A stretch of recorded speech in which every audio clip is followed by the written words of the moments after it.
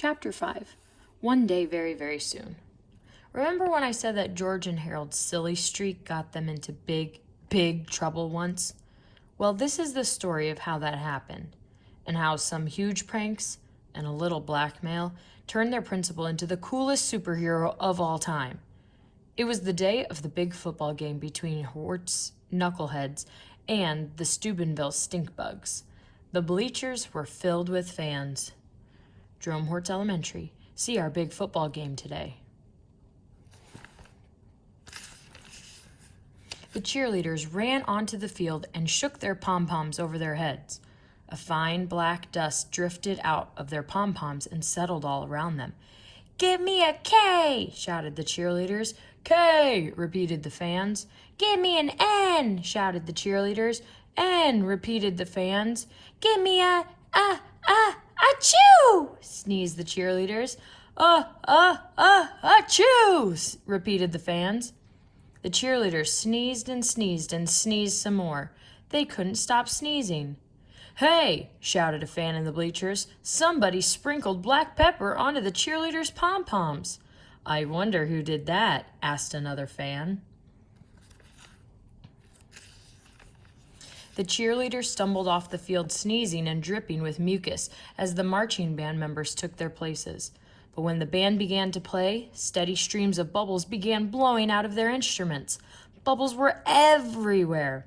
Up and down the field, the marching band slipped and slid, leaving behind a thick trail of wet, bubbly foam. "Hey!" shouted a fan in the bleachers. "Somebody poured bubble bath into the marching band's instruments." "I wonder who did that?" asked another fan. Soon the football team took the field.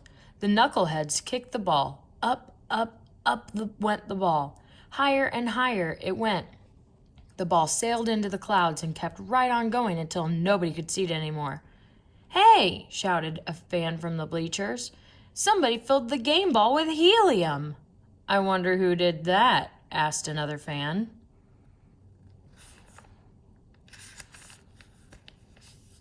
But the missing ball didn't make any difference because at that moment the knuckleheads were rolling around the field scratching and itching like crazy.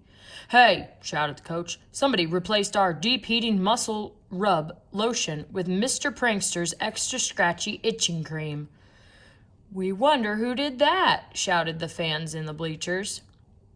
The whole afternoon went on much the same way, with people shouting everything from, "Hey, somebody put sea monkeys in the lemonade," to, "Hey, somebody glued all the bathroom doors shut." But before long, most of the fans in the bleachers had gotten up and left. The big game had been forfeited, and everyone in the entire school was miserable. Jerome Hortz Elementary. Boy, our feet smell bad. Everyone, that is, except for two giggling boys crouching in the shadows beneath the bleachers. "Those were our best pranks yet," laughed Harold. "Yep," chuckled George. "They'll be hard to top, that's for sure." "I just hope we don't get busted for this," said Harold. "Don't worry," said George. "We covered our tracks really well. There's no way we'll get busted." Chapter 6. Busted. The next day at school, an announcement came over the loudspeakers. "George Beard and Harold Hutchins, please report to Principal Krupp's office at once." "Uh-oh," said Harold. "I don't like the sound of that." "Don't worry," said George. "They can't prove anything." George and Harold entered Principal Krupp's office and sat down on the chairs in front of his desk. The two boys had been in his office together countless times before, but this time was different. Mr. Krupp was smiling. As long as George and Harold had known Mr. Krupp, they had never, ever seen him smile. Mr. Krupp knew something. "I didn't see you boys at the big game yesterday," said Mr. Krupp. "Oh, no," said George. "We weren't feeling very well." Yeah, Harold stammered nervously. We went home." "Aw, that's too bad," said Principal Krupp. "You boys missed a good game." George and Harold quickly glanced at each other, gulped, and tried hard not to look guilty. "Lucky for you, I have a videotape of the whole thing," Mr. Krupp said. He turned on the television in the corner of the room and pressed the play button on the VCR.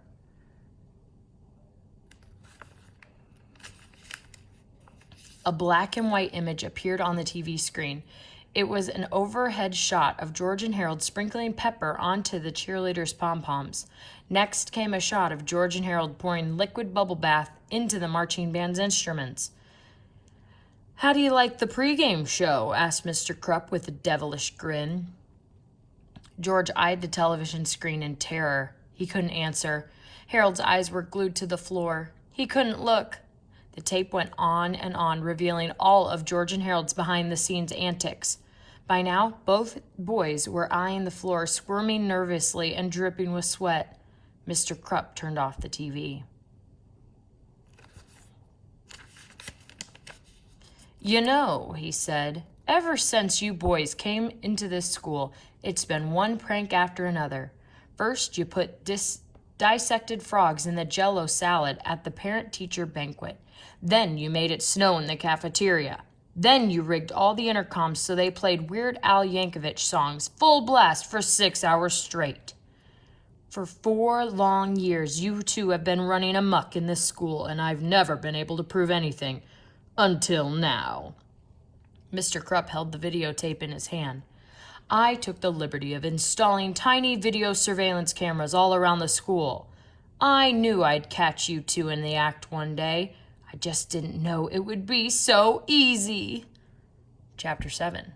A Little Blackmail. Mr. Krupp sat in his chair and chuckled to himself for a long, long time. Finally, George got up the courage to speak. What are you going to do with the tape?" he said. "I thought you'd never ask," laughed Principal Krupp. "I've thought long and hard about what to do with this tape," Mr. Krupp said. "At first I thought I'd send copies to your parents." The boys swallowed hard and sank deeply into their chairs. "Then I thought I might send a copy to the school board," Mr. Krupp continued. I could get you both expelled for this." The boys swallowed harder and sank deeper into their chairs. "Finally, I came to a decision," Mr. Krupp concluded. "I think the football team would be very curious to find out just who was responsible for yesterday's fiasco. I think I'll send a copy to them." George and Harold leapt out of their chairs and fell to their knees. "No!" cried George. "You can't do that. They'll kill us." "Yeah," begged Harold. "They'll kill us every day for the rest of our lives." Mr. Krupp laughed and laughed. "Please have mercy," the boys cried. "We'll do anything." "Anything?" asked Principal Krupp with delight. He reached into his desk, pulled out a list of demands, and tossed it at the boys. "If you don't want to be dead as long as you live, you'll follow these rules exactly." George and Harold carefully looked over the list. This is blackmail," said George. "Call it what you like," Principal Krupp snapped, "but if you two don't follow that list exactly, then this tape becomes the property of the Hort's knuckleheads." Rules. Number 1, no more practical jokes or pranks. Number 2, no laughing or smiling. Number 3, no more. Number 4, no more Capt Underpants. Number 5, wash my car every. Number 6, mow my. Chapter 8. Crime and Punishment. At 6 o'clock the next morning, George and Harold dragged themselves out of bed, walked over to Mr. Krupp's house, and began washing his car. Then, while Harold scrubbed the tires, George roamed around the yard, pulling up all the weeds and crabgrass he could find. Afterward, they cleaned the gutters and washed all the windows on Mr. Krupp's house. At school, George and Harold sat up straight, listened carefully, and spoke only when spoken to. They didn't tell jokes, and they didn't pull pranks. They didn't even smile. Their teacher kept pinching herself. "I just know this is a dream," she said. At lunch, the two boys vacuumed Mr. Krupp's office, shined his shoes, and polished his desk. And at recess, they clipped his fingernails and ironed his tie.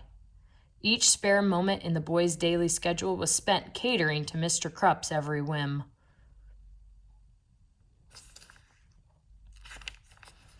After school, George and Harold mowed Mr. Krupp's lawn, tended his garden, and began painting the front of his house.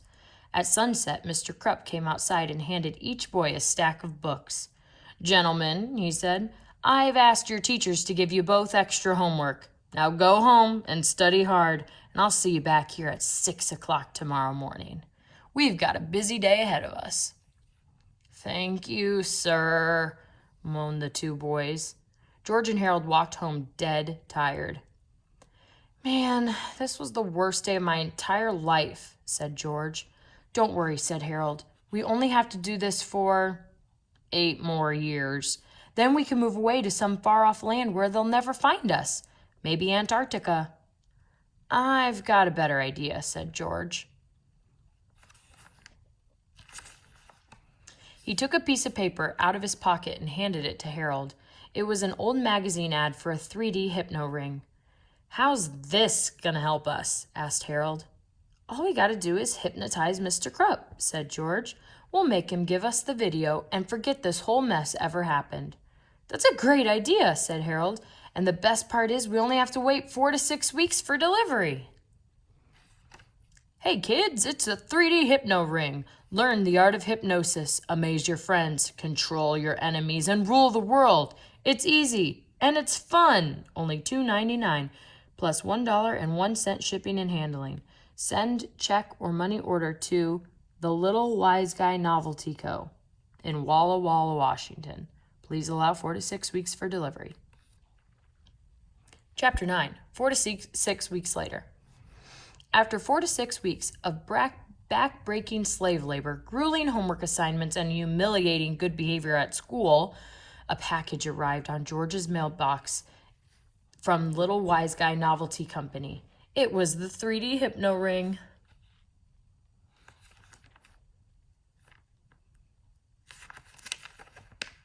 "Hallelujah!" cried George. "It's everything I ever hoped for." Let me see," said Harold. "Don't look directly at it," warned George. "You don't want to get hypnotized, do you?" "Do you really think this will work?" asked Harold. "Do you really think we can amaze our friends, control our enemies, and take over the world just like the ad said?" "It better work," said George, "or else we just wasted $4 whole bucks."